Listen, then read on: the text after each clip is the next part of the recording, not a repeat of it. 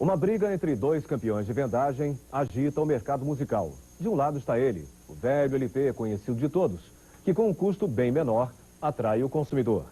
Em outra prateleira, o adversário, o Compact Disc, ou CD, que promete transformar o velho disco preto em peça de museu. Desde 88, quando começou a entrar no Brasil, o CD vem ocupando cada vez mais espaço no mercado fonográfico, vendendo por ano 14 milhões de unidades. De lá para cá, o vinil, que vendia 120 milhões de cópias por ano, hoje não alcança sequer a metade deste número. Qual o futuro do vinil no Brasil? Eu acredito que o vinil no Brasil ainda tem por volta de 5 anos ainda de existência. Isso em função do alto custo do CD, do produto final, e também pela falta de produção que nós ainda temos no Brasil.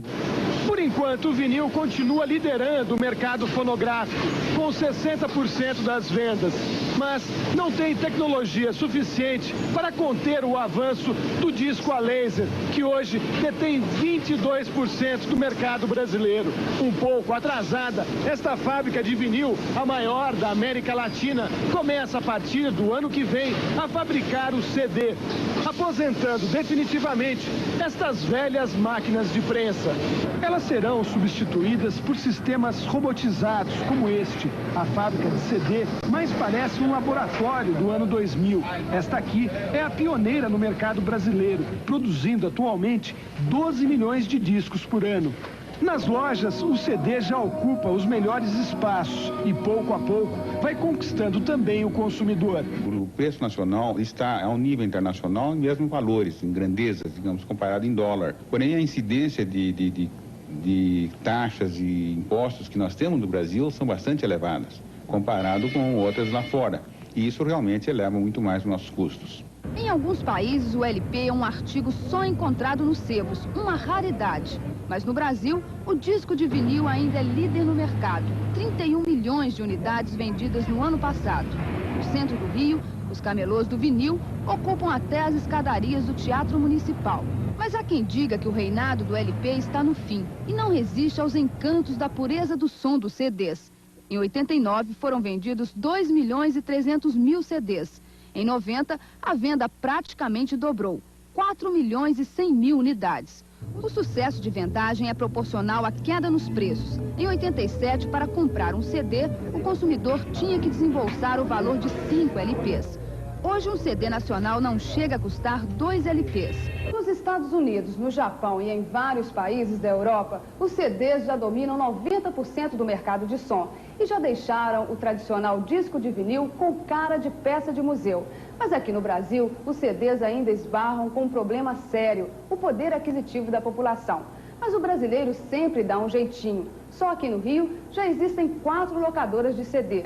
Nesta aqui, o cliente tem direito a pagar 4.500 cruzeiros por mês e levar para casa um CD por dia. O dono desta loja colocou todo o estoque de LPs em promoção. Decidiu só vender CDs e videodiscos. O consumidor, que antes só comprava os clássicos, agora está substituindo a coleção de LPs pela pureza do laser. Da MPB ao heavy metal. O CD, hoje em dia, estão reeditando todas as músicas, enfim, que eu ouvi a minha vida inteira, estão sendo reeditados em CD. Aposentando a coleção de vinil? Praticamente, pelo CD. É bem das coisas boas, né? A tendência do CD é crescer cada vez mais, as vendas têm aumentado, né? E a diferença do LP para o CD é brutal com relação à qualidade, né? A procura do CD é muito maior, né? Em virtude disso, a tendência do LP é morrer. Ninguém sabe ao certo em quanto tempo o CD vai desbancar de vez o LP. Como a tecnologia está sempre mais avançada que a economia, o novo desafio agora para o consumidor é se render não só à fidelidade do som, mas à qualidade da imagem do videodisco.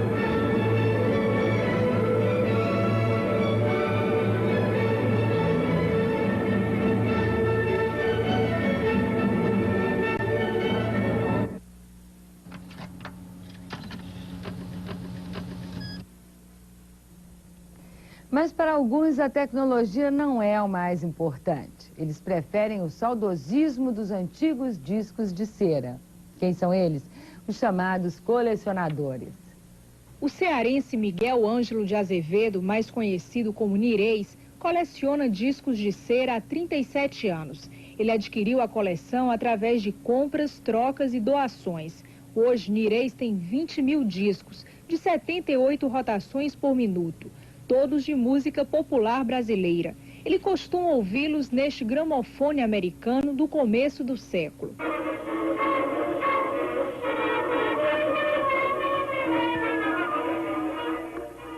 Uma das raridades da coleção de Nirês, este disco de prova da gravadora Victor, prensado em 1937.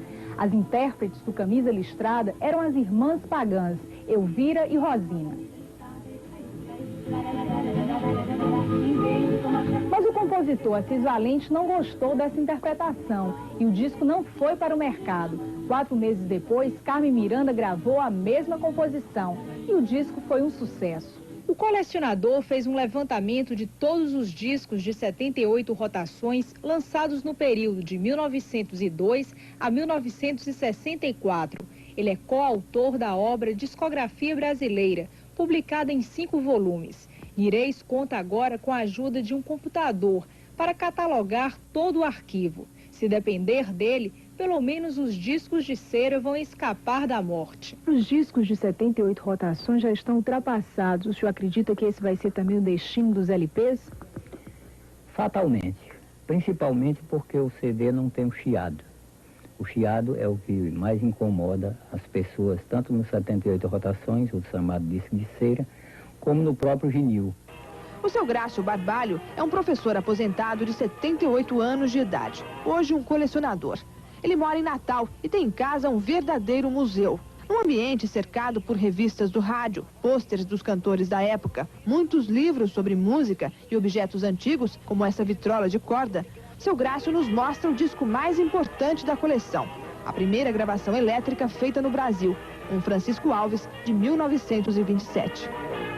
Passarinho do mata vaca, não havia maneira de jogar. Passarinho do mata vaca, não havia... O seu Grácio, em conjunto com outros 3 colecionadores, chegou a fazer um levantamento de toda a discografia brasileira em 78 rotações por minuto, no período de 1902, quando começaram as gravações, até 1964. Eles chegaram à conclusão que nessa época foram gravados cerca de 35 mil discos e quase todos eles estão catalogados aqui.